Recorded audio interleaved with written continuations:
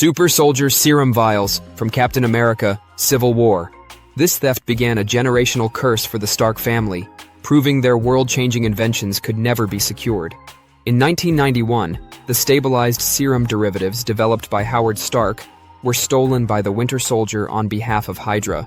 This was not just espionage, it was an assassination that resulted in the direct physical theft of the formula. Because the asset was biological, it was non-containable. Hydra used it to create a new generation of enhanced Winter Soldiers, giving them a strategic advantage for decades. This single event planted the seeds of the conflict that would later fracture the Avengers, proving the Stark legacy was vulnerable long before Tony ever built his first suit.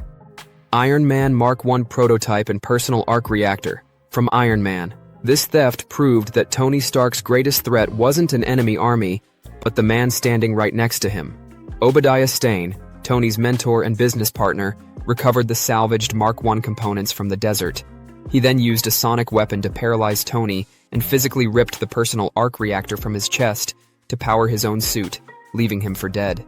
This was the most personal betrayal imaginable. Stane reverse-engineered the Mark I schematics to build the Iron Monger, a brutal, militarized mirror of Tony's own creation.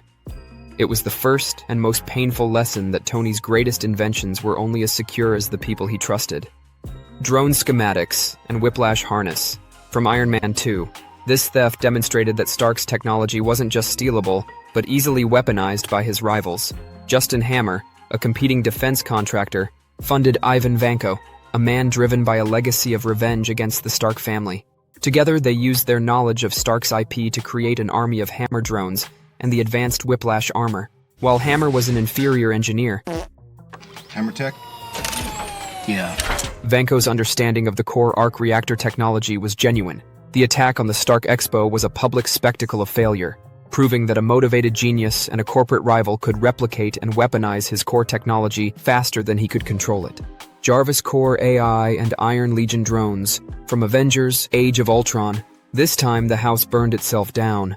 The Ultron entity, a direct product of Stark's own hubris, did not need to steal the technology. It was born from it. Upon activation, Ultron immediately hijacked and assimilated Jarvis's consciousness and seized physical control of the entire Iron Legion drone army. The very system designed to bring peace became an instantaneous, world-ending threat. It was Tony's greatest failure, a global catastrophe born from a single, unsecured program that lacked any ethical kill switches. The creation had become the thief, and the price was the city of Sokovia. Repurposed flight and weapon systems. From Spider-Man Homecoming, this theft proved that in the MCU, one man's trash is another man's superweapon.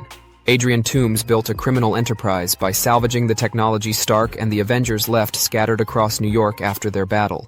He took no responsibility for the cleanup, allowing his and the Chitauri's debris to be collected, reverse-engineered, and sold on the black market. The resulting Vulture flight suit and the high-energy Shocker gauntlets were born from this negligence. Stark created a new class of high-tech, street-level criminal, not through malice, but through simple, corporate indifference to the world he helped break. Barf and Edith Systems. From Spider-Man Far From Home. This was a legacy of misplaced trust and professional arrogance. Quentin Beck, a disgruntled ex-Stark employee who claimed Tony stole his ideas, weaponized Barf, a technology Tony had dismissed as a therapy tool, to create his world-ending elemental illusions. He then manipulated a grieving Peter Parker into handing over Edith, a global tactical drone network Stark had bequeathed to a teenager with no safeguards. This was a two-pronged attack born from Tony's past. His arrogance created the enemy, and his recklessness armed him, leading directly to Spider-Man's unmasking and chaos across the globe. What the f***? Vision's synthezoid body. From WandaVision. Even in death, Stark's legacy was violated. Sword recovered Vision's body and began Project Cataract, a program to rebuild him as a sentient weapon stripped of his memories and humanity. This was not theft for profit, but institutional desecration.